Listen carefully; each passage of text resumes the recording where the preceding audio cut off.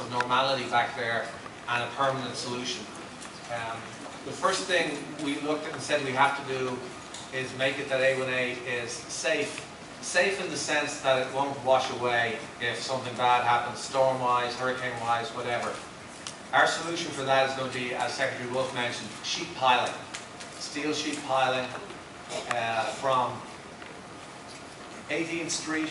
I guess the limits we're going to put it in is from 250 feet south of 14th to 100 feet north of 17th Court, which is about 2,400 feet long. So that's from down around where the dunes are, where they start, right up to where A1A starts to curve off the beach. We'll drive that sheeting as far east as we can, as far east as we're allowed by the permitting authorities. You may have seen we've got survey trucks out there, and we're doing survey right now. You may have seen us taking core borings to take samples to see what type of soil it is, to know how deep that sheeting has to go. We'll design that sheeting in a way, ultimately beach renourishment will be done, there'll be a beach there, you won't even see the sheeting. But if anything ever does happen, that sand is all taken away, there'll be a steel sheet there and the road will still be there. So that's our main goal in putting that sheeting in.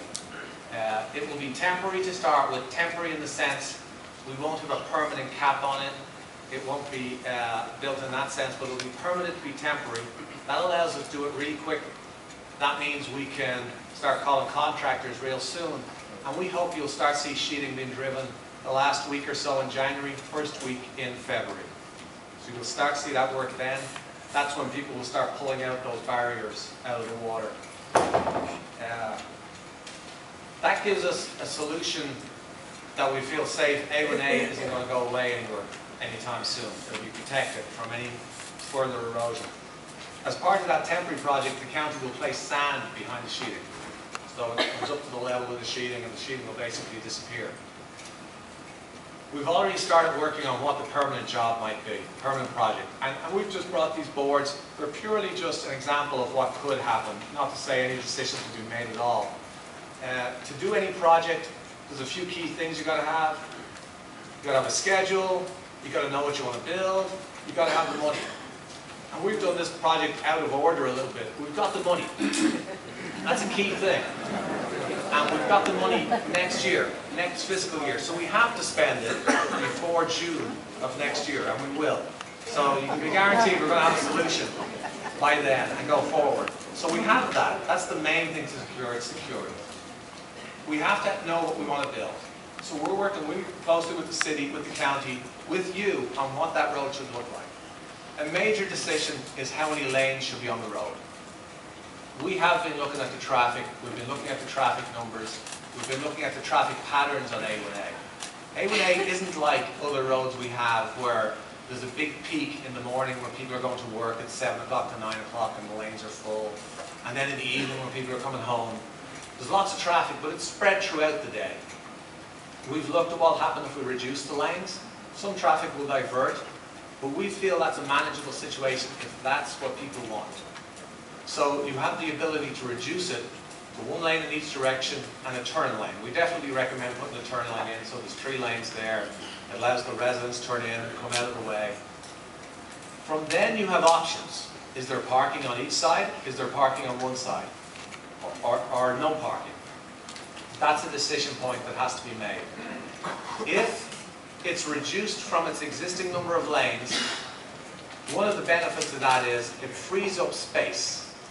And that space can be helped or used to deliver the ultimate plan that's been there, which is develop a greenway along A1A. And that's a plan that the county have had for years, the city has had that.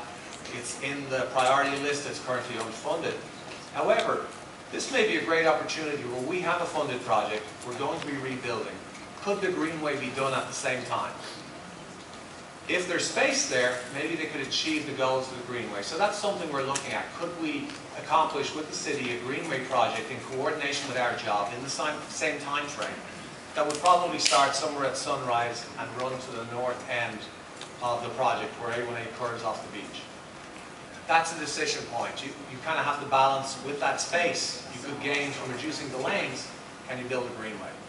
And then there's the beach. Beach renourishment. The county are taking the lead on that. The county are going to be doing a project ultimately for beach renourishment. So you've got those three projects. You've got the beach renourishment on the beach side. You've got the greenway, which is between the beach and where the edge of the road will be. And you've got the roadway. Ideally, they can all come together at the same time, or at least in the right sequence, which will be the roadway and the greenway, and then the beach renourishment. Schedule-wise, it's really important we make some decisions on what we want. So the goal to make those decisions is by the end of March.